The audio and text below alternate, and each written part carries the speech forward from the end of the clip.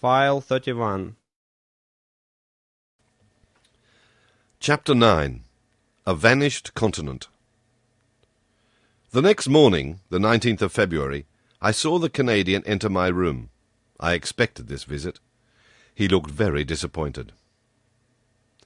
"Well, sir?" said he. "Well, Ned, fortune was against us yesterday." "Yes. That captain must needs stop exactly at the hour we intended leaving his vessel." "Yes, Ned, he had business at his banker's." "His banker's?" "Or rather his banking house. By that I mean the ocean, where his riches are safer than in the chests of the state." I then related to the Canadian the incidents of the preceding night, hoping to bring him back to the idea of not abandoning the captain. But my recital had no other result than an energetically expressed regret from Ned that he had not been able to take a walk on the battlefield of Vigo on his own account. "However," said he, "all is not ended. It is only a blow of the harpoon lost. Another time we must succeed, and tonight, if necessary." "In what direction is the Nautilus going?" I asked. "I do not know," replied Ned. "Well, at noon we shall see the point." The Canadian returned to Conseil. As soon as I was dressed, I went into the saloon. The compass was not reassuring. The course of the Nautilus was south-southwest. We were turning our backs on Europe. I waited with some impatience till the ship's place was pricked on the chart. At about 11:30 the reservoirs were emptied, and our vessel rose to the surface of the ocean. I rushed towards the platform. Ned Land had preceded me. No more land in sight, nothing but an immense sea. Some sails on the horizon, doubtless those going to Sao Roque in search of favourable winds for doubling the Cape of Good Hope. The weather was cloudy. A gale of wind was preparing. Ned raved, and tried to pierce the cloudy horizon. He still hoped that behind all that fog stretched the land he so longed for. At noon the sun showed itself for an instant. The second profited by this brightness to take its height. Then, the sea becoming more billowy, we descended, and the panel closed. An hour after, upon consulting the chart, I saw the position of the Nautilus was marked at 16 degrees 17 minutes longitude and 33 degrees 22 minutes latitude, at 150 leagues from the nearest coast. There was no means of flight, and I leave you to imagine the rage of the Canadian when I informed him of our situation. For myself, I was not particularly sorry. I felt lightened of the load which had oppressed me, and was able to return with some degree of calmness to my accustomed work. That night, about 11 o'clock, I received a most unexpected visit from Captain Nemo. He asked me very graciously if I felt fatigued from my watch of the preceding night. I answered in the negative. "Then, Monsieur Aronnax, I propose a curious excursion." "Propose, Captain?" "You have hitherto only visited the submarine depths by daylight, under the brightness of the sun. Would it suit you to see them in the darkness of the night?" "Most willingly."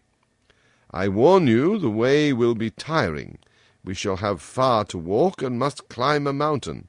The roads are not very well kept." "What you say, Captain, only heightens my curiosity. I am ready to follow you." "Come then, sir, we will put on our diving dresses." Arrived at the robing-room, I saw that neither of my companions nor any of the ship's crew were to follow us on this excursion. Captain Nemo had not even proposed my taking with me either Ned or Conseil. In a few moments we had put on our diving dresses. They placed on our backs the reservoirs, abundantly filled with air, but no electric lamps were prepared. I called the captain's attention to the fact. "They will be useless," he replied.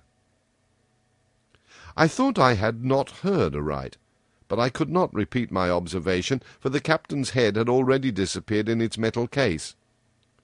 I finished harnessing myself. I felt them put an iron-pointed stick into my hand, and some minutes later, after going through the usual forms, we set foot on the bottom of the Atlantic, at a depth of 150 fathoms. Midnight was near. The waters were profoundly dark, but Captain Nemo pointed out in the distance a reddish spot, a sort of large light shining brilliantly, about 2 miles from the Nautilus. What this fire might be, what could feed it, why and how it lit up the liquid mass, I could not say. In any case, it did light our way, vaguely, it is true, but I soon accustomed myself to the peculiar darkness, and I understood, under such circumstances, the uselessness of the Ruhmkorff apparatus. As we advanced, I heard a kind of pattering above my head. The noise redoubling, sometimes producing a continual shower, I soon understood the cause. It was rain falling violently and crisping the surface of the waves. Instinctively the thought flashed across my mind that I should be wet through, by the water, in the midst of the water. I could not help laughing at the odd idea. But indeed, in the thick diving dress, the liquid element is no longer felt, and one only seems to be in an atmosphere somewhat denser than the terrestrial atmosphere, nothing more. After half an hour's walk, the soil became stony. Medusae, microscopic crustacea, and pennicules lit it slightly with their phosphorescent gleam. I caught a glimpse of pieces of stone covered with millions of zoophytes and masses of seaweed. My feet often slipped upon this vicious carpet of seaweed, and without my iron-tipped stick I should have fallen more than once. In turning round, I could still see the whitish lantern of the Nautilus beginning to pale in the distance. But the rosy light which guided us increased and lit up the horizon. The presence of this fire under water puzzled me in the highest degree. Was it some electric effulgence? Was I going towards a natural phenomenon as yet unknown to the savants of the earth? Or even, for this thought crossed my brain, had the hand of man aught to do with this conflagration? Had he fanned this flame? Was I to meet in these depths companions and friends of Captain Nemo, whom he was going to visit, and who, like him, led this strange existence? Should I find down there a whole colony of exiles, who, weary of the miseries of this earth, had sought and found independence in the deep ocean? All these foolish and unreasonable ideas pursued me, and in this condition of mind, overexcited by the succession of wonders continually passing before my eyes, I should not have been surprised to meet at the bottom of the sea one of those submarine towns of which Captain Nemo dreamed. Our road grew lighter and lighter. The white glimmer came in rays from the summit of a mountain about 800 feet high, and what I saw was simply a reflection developed by the clearness of the waters. The source of this inexplicable light was a fire on the opposite side of the mountain. In the midst of this stony maze, furrowing the bottom of the Atlantic, Captain Nemo advanced without hesitation. He knew this dreary road. Doubtless he had often travelled over it, and could not lose himself. I followed him with unshaken confidence. He seemed to me like a genie of the sea, and as he walked before me I could not help admiring his stature, which was outlined in black on the luminous horizon. It was 1 in the morning when we arrived at the first slopes of the mountain, but to gain access to them we must venture through the difficult paths of a vast copse. Yes, a copse of dead trees, without leaves, without sap, trees petrified by the action of the water, and here and there overtopped by gigantic pines. It was like a coal-pit still standing, holding by the roots to the broken soil, and whose branches, like fine black paper cuttings, showed distinctly on the watery ceiling. Picture to yourself a forest in the Harz, hanging onto the sides of the mountain, but a forest swallowed up. The paths were encumbered with seaweed and fucus, between which grovelled a whole world of crustacea. I went along, climbing the rocks, striding over extended trunks, breaking the sea bindweed which hung from one tree to the other, and frightening the fishes which flew from branch to branch. Pressing onward, I felt no fatigue. I followed my guide, who was never tired. What a spectacle! How can I express it? How paint the aspect of those woods and rocks in this medium? Their underparts dark and wild, the upper coloured with red tints by that light which the reflecting powers of the waters doubled. We climbed rocks which fell directly after with gigantic bounds and the low growling of an avalanche. To right and left ran long dark galleries where sight was lost. Here opened vast glades which the hand of man seemed to have worked, and I sometimes asked myself if some inhabitant of these submarine regions would not suddenly appear before me. But Captain Nemo was still mounting. I could not stay behind. I followed boldly. His stick gave me good help. A false step would have been dangerous on the narrow passes sloping down to the sides of the gulf. But I walked with a firm step, without feeling any giddiness. Now I jumped a crevice the depth of which would have made me hesitate had it been among the glaciers on the land. Now I ventured on the unsteady trunk of a tree, thrown across from our abyss to the other, without looking under my feet, having only eyes to admire the wild sights of this region. There, monumental rocks, leaning on their regularly cut bases, seemed to defy all laws of equilibrium. From between their stony knees, trees sprang like a jet under heavy pressure, and upheld others which upheld them. Natural towers, large scarps cut perpendicularly like a curtain, inclined at an angle which the laws of gravitation could never have tolerated in terrestrial regions. 2 hours after quitting the Nautilus, we had crossed the line of trees, and 100 feet above our heads rose the top of the mountains, which cast a shadow on the brilliant radiation of the opposite slope.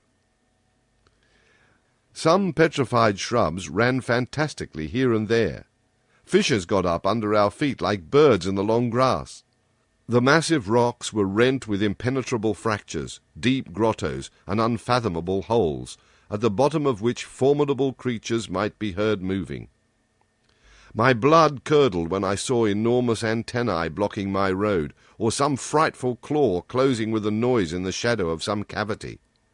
Millions of luminous spots shone brightly in the midst of the darkness. They were the eyes of giant crustacea crouched in their holes, giant lobsters setting themselves up like halberdiers, and moving their claws with the clicking sound of pincers, titanic crabs pointed like a gun on its carriage, and frightful-looking poulps interweaving their tentacles like a living nest of serpents. We had now arrived on the first platform, where other surprises awaited me. Before us lay some picturesque ruins which betrayed the hand of man, and not that of the Creator. There were vast heaps of stone, amongst which might be traced the vague and shadowy forms of castles and temples, clothed with a world of blossoming zoophytes, and over which, instead of ivy, seaweed and fucus threw a thick vegetable mantle. But what was this portion of the globe which had been swallowed by cataclysms? Who had placed these rocks and stones like cromlechs of prehistoric times? Where was I? Whither had Captain Nemo's fancy hurried me? I would fain have asked him. Not being able to, I stopped him. I seized his arm. But, shaking his head and pointing to the highest point of the mountains, he seemed to say, "Come, come along, come higher." I followed, and in a few minutes I had climbed to the top, which for a circle of 10 yards commanded the whole mass of rock. I looked down the side we had just climbed. The mountain did not rise more than 700 or 800 feet above the level of the plain, but on the opposite side it commanded from twice that height the depths of this part of the Atlantic. My eyes ranged far over a large space lit by a violent fulguration. In fact, the mountain was a volcano. At 50 feet above the peak, in the midst of a rain of stones and scoriae, a large crater was vomiting forth torrents of lava, which fell in a cascade of fire into the bosom of the liquid mass. Thus situated, this volcano lit the lower plain like an immense torch, even to the extreme limits of the horizon. I said that the submarine crater threw up lava, but no flames. Flames require the oxygen of the air to feed upon, and cannot be developed under water. But streams of lava, having in themselves the principles of their incandescence, can attain a white heat, fight vigorously against the liquid element, and turn it to vapour by contact. Rapid currents bearing all these gases in diffusion, and torrents of lava, slid to the bottom of the mountain like an eruption of Vesuvius on another Terra del Greco. There, indeed, under my eyes, ruined, destroyed, lay a town, its roofs open to the sky, its temples fallen, its arches dislocated, its columns lying on the ground, from which one could still recognize the massive character of Tuscan architecture. Further on, some remains of a gigantic aqueduct. Here, the high base of an acropolis, with the floating outline of a Parthenon. There, traces of a quay, as if an ancient port had formerly abutted on the borders of the ocean and disappeared with its merchant vessels and its war galleys. Further on again, long lines of sunken walls and broad deserted streets. A perfect Pompeii escaped beneath the waters. Such was the sight that Captain Nemo brought before my eyes. Where was I? Where was I? I must know at any cost. I tried to speak, but Captain Nemo stopped me by a gesture, and, picking up a piece of chalk stone, advanced to a rock of black basalt, and traced the one word, Atlantis. What a light shot through my mind! Atlantis, the ancient Meropis of Theopompus, the Atlantis of Plato, that continent denied by Origen, Jamblichus, D'Anville, Moltbrun, and Humboldt, who placed its disappearance amongst the legendary tales admitted by Posidonius, Pliny, Ammianus, Marcellinus, Tertullian, Engel, Buffon, and D'Avezac. I had it there now before my eyes, bearing upon it the unexceptionable testimony of its catastrophe.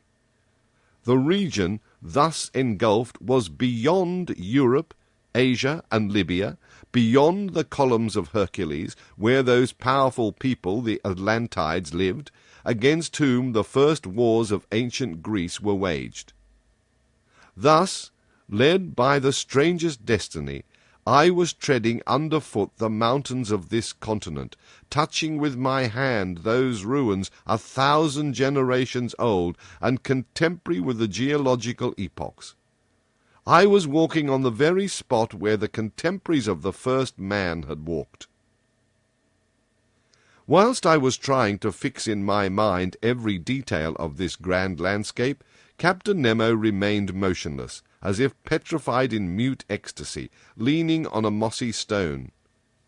Was he dreaming of those generations long since disappeared? Was he asking them the secret of human destiny? Was it here this strange man came to steep himself in his historical recollections, and live again this ancient life? He who wanted no modern one? What would I not have given to know his thoughts, to share them, to understand them? We remained for an hour at this place, contemplating the vast plain under the brightness of the lava, which was sometimes wonderfully intense. Rapid tremblings ran along the mountain, caused by internal bubblings. Deep noises distinctly transmitted through the liquid medium were echoed with majestic grandeur. At this moment the moon appeared through the mass of waters, and threw her pale rays on the buried continent. It was but a gleam, but what an indescribable effect! The captain rose, cast one last look on the immense plain, and then bade me follow him.